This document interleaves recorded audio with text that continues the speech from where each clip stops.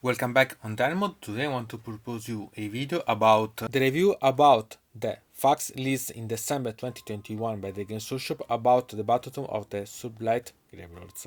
This it's a particular video because it has three different sources of facts. The first one are the official facts that you can simply ignore because the facts that are brought are simply related about the second source, that is the Battlescroll Gods and Heroes, that see a change about Nagash, the scroll of Nagash and its way to use it, and we'll talk about it specifically right after this introduction. And the third source is the White Dwarf 471 of December 2021 that I made an unboxing. Eventually, if you're interested, it's in the description. And this is quite important because change the rules about the Battletome of the Soulblight Gravelords.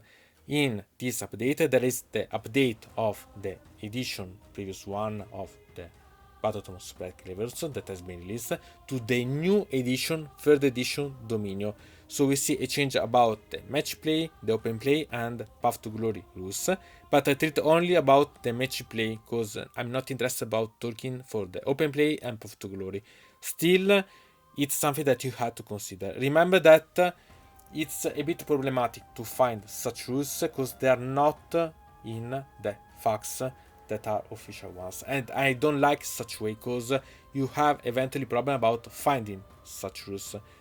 In this video anyway I'll talk about the changes, so it's not a problem, obviously only about the matched.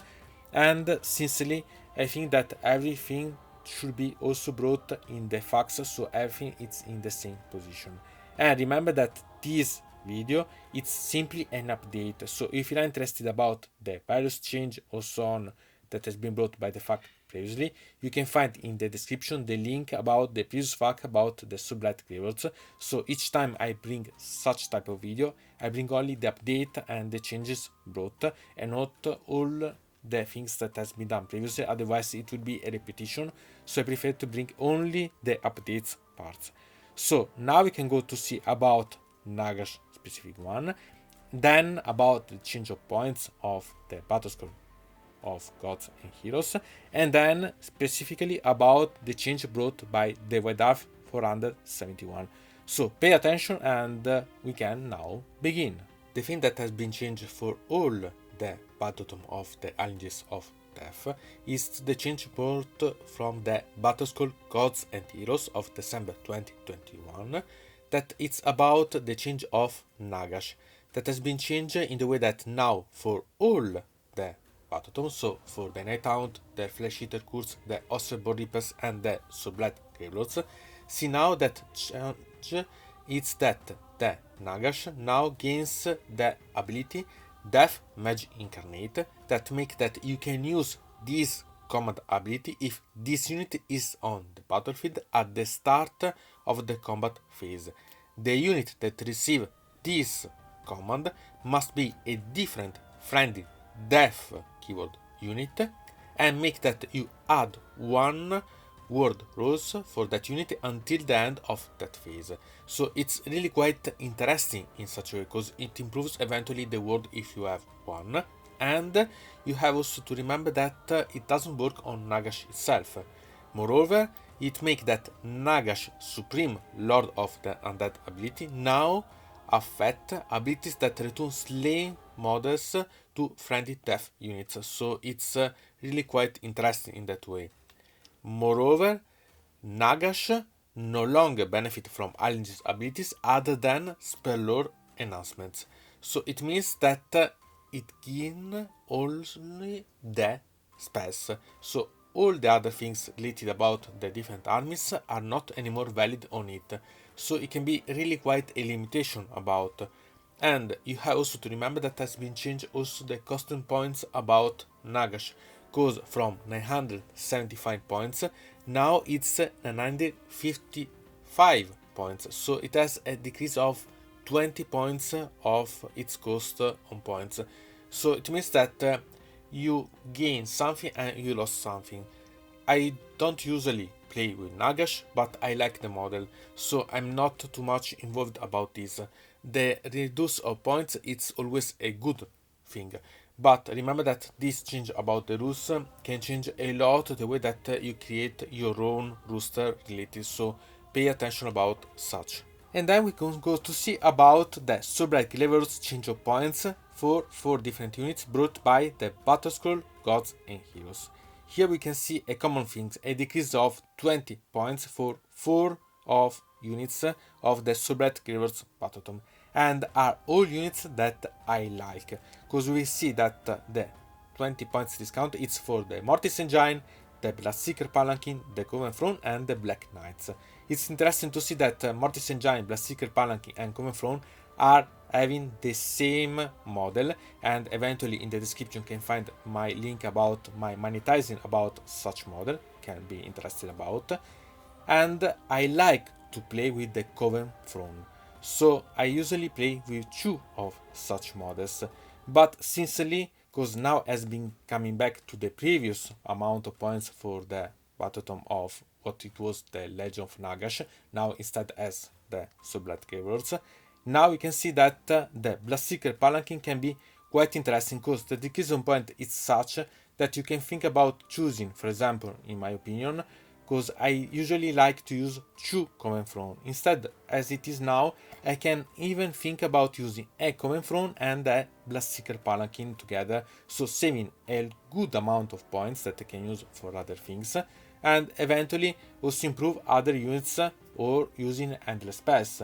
And the other thing that has changed, and I'm really quite interested, it's about the Black Knights, because a 20 point decrease, I think that it's perfectly worth the decreasing, because they are not so good on the battlefield, but they are quite amazing if you play with them, really pay attention.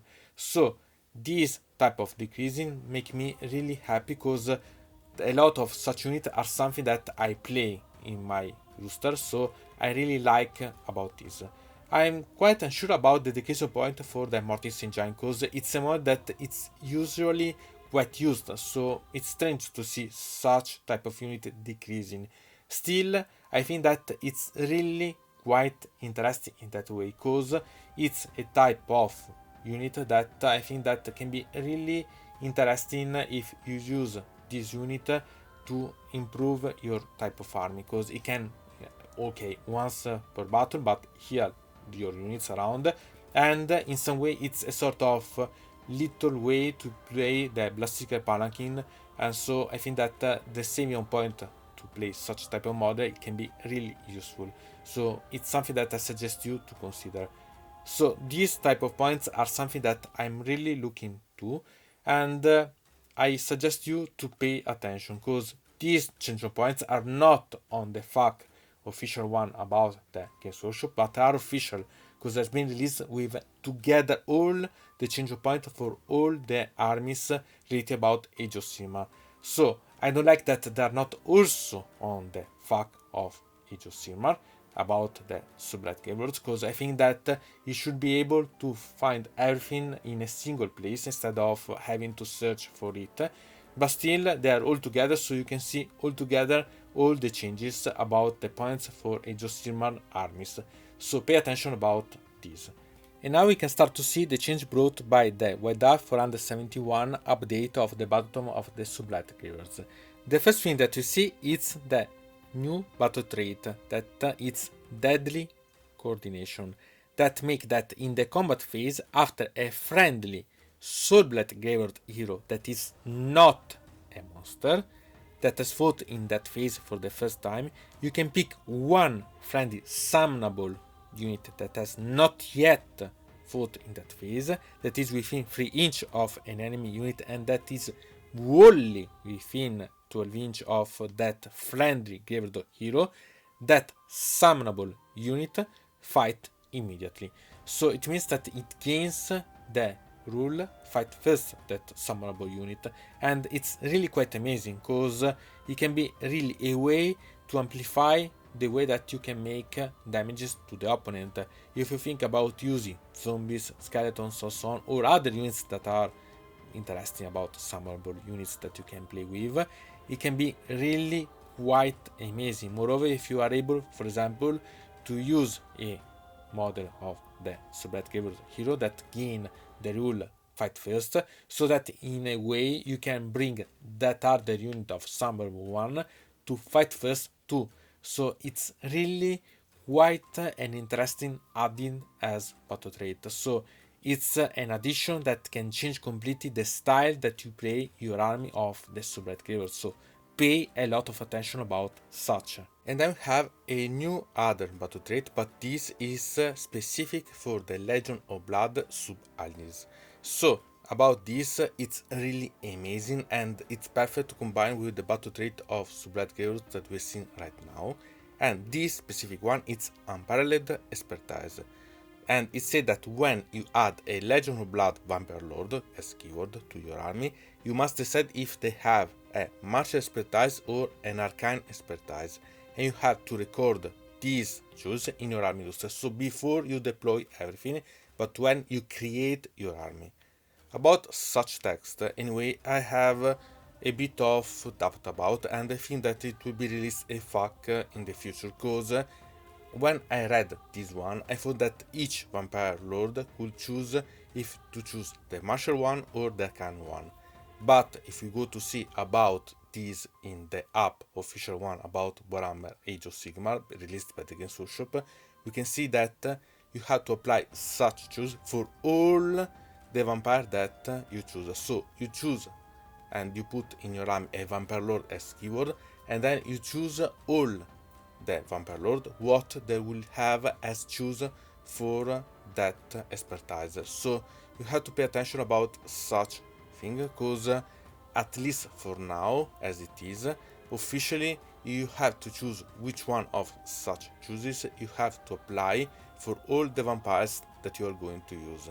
Anyway, the first one that we see about this expertise, it's the martial one, that say that you add 1 to that characteristic of a def lance or a vampiric sword used by a Legion of Blood Vampire Lord that has a martial expertise, and these are the weapon of the Vampire Lord on the Zombie Dragon. Instead, you add 2 to the attack characteristic of Soulblight Blades used by a Legion of Blood Vampire Lord that has a martial expertise, and this is specific about the Vampire Lord on foot, so not mounted on anything. And sincerely, I think that it's really quite limited, because it means that it doesn't mind what you apply as options, but it can be applied only to such weapons, so it's a bit compact. Anyway, it's a way to play the Blood Dragons in some way, because this it's a martial, as it said, as expertise, and so it's a way to create a old bloodlines that it was about martial version of the vampires, so it can be quite interesting about this. Instead, the other one, it's arcane, that make you add 1 to the first casting, dispelling or abounding roll in each hero phase for a Legion of Blood Vampire Lord that has arcane expertise and that is mounted on a zombie dragon. So it's limited only to vampires on zombie dragons to have a bonus of 1. Instead, you add 2 to the first casting, dispelling or unbounding roll in each hero phase for a Legion of Blood Vampire Lord that has arcane expertise and that is not mounted on a zombie dragon.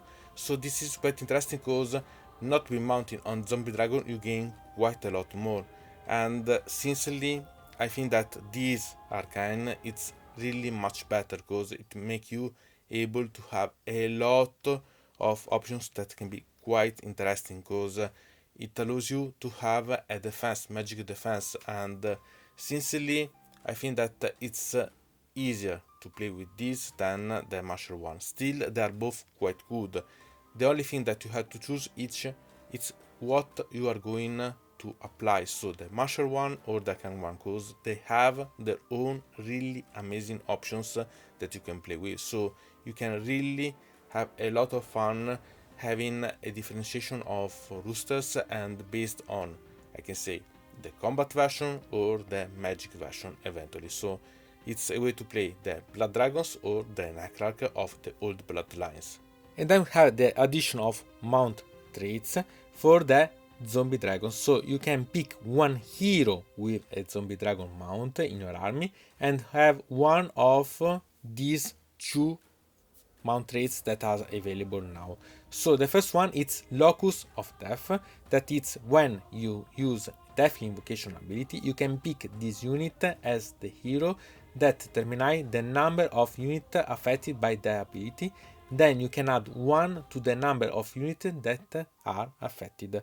So it becomes really quite interesting because it lets you add and improve the amount of units that you can hear with the Death Invocation, so it can be quite useful. Obviously, you had to have enough summonable units that can gain from such mount traits.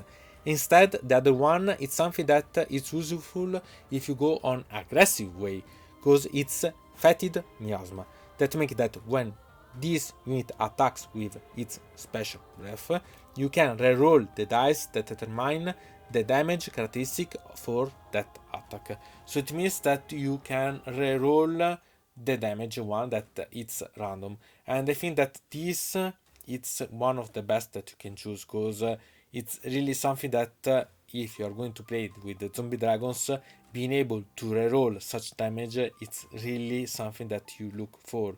So pay attention, because these choices are really something that you can really appreciate. And then we have 3 new core battalion available specific for the Battletome of Soulblight Gravelords. Sincerely, one of them I don't like too much because it's the Radukar's Court, and this it's a way to play the Cursed City that the models I hope that will be reprinted quite soon, as said in the announcements of the Games Workshop. Anyway, this includes Radukar the Wolf, Gostlav the Gatekeeper, Torgilus the Chamberlain, Watch Captain Helgrim, Varkskir, and Korsargir Knight Guard unit, and the Virkos Bloodborne. This has to be having as a bonus the Magnificent, so when you pick enhancements for your army, you can pick one extra enhancement, so it's quite useful about this. Then we have the other two that I think that the more interesting thing, because we have Felwind block that see the option that you can use 2 to 3 Vargas units and 2 to 3 Felbats unit, and make you gain that option Swift. So once per battle, one unit from this battalion can receive at the double or forward to victory command without the command being used and without a command point being spent. So it's really quite useful. The next one, I think that it's the most playable, because it's Deathstench Trove that see 1 to 2 corpse cart, 2 units of Dead Wolves, and 2 units of Dead Walker zombies. It's almost yet a nucleus of an army, because it's quite amazing, this one. And this add Slayers. So once per battle, one unit from this battalion can receive the all-out attack or unleash hell command without the command being used and without a command being spent. About this, I want to remember that the unleash hell has been changed as rules thanks to the Battlescroll Gods, Battlescroll Gods and Heroes, so pay attention about such change and see if it's useful now, because technically you don't have to shoot, so it's useless that way, but still you have all-out attack that can be quite useful. So such changes and such core battalions, I think that can be quite interesting.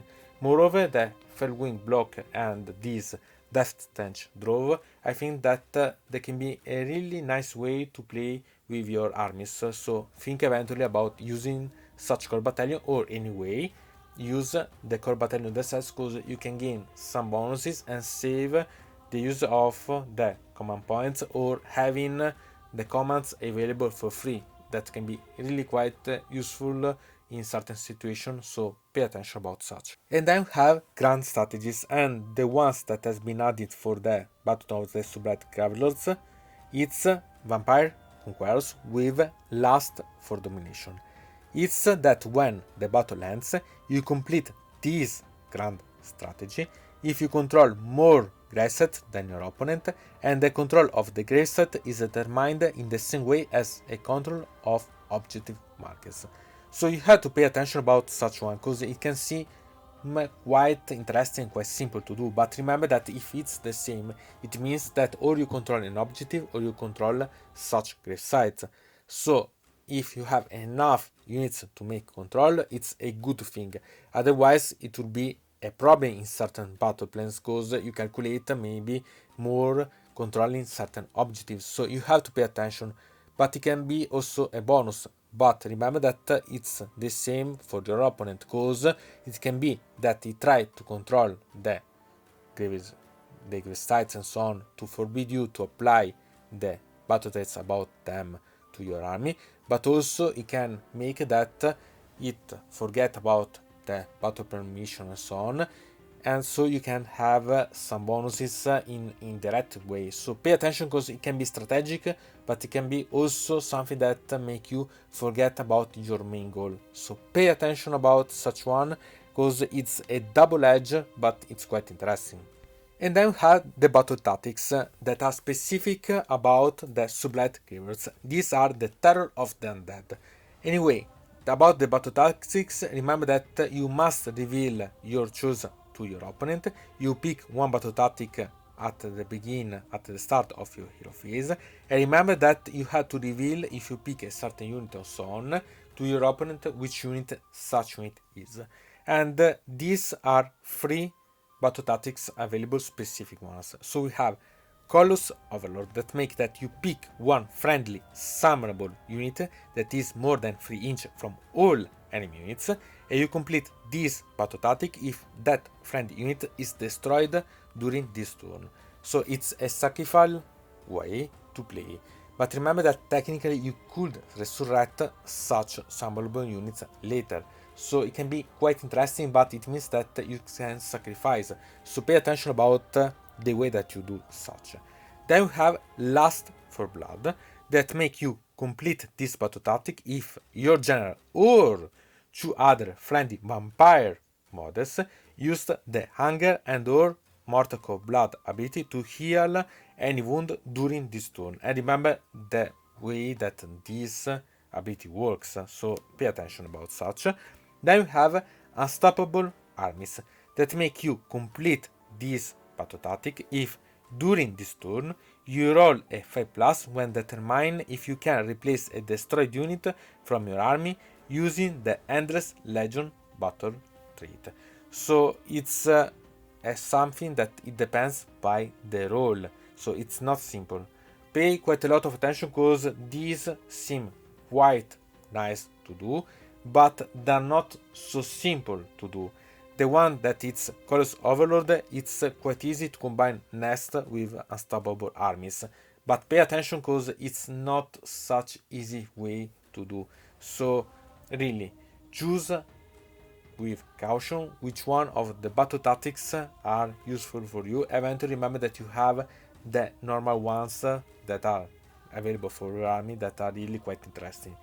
I'm not able to say that if they are great or so on, you have to play a bit about them, but you have to plan how and when to use such specific battle tactics. So, from Dino Mode, it's everything. I invite you to put a like on this video, to subscribe to the channel, to ring the bell, and to comment this video if you are interested in something about this video or you want to suggest me some arguments for other videos. I hope to see you again. To the next time.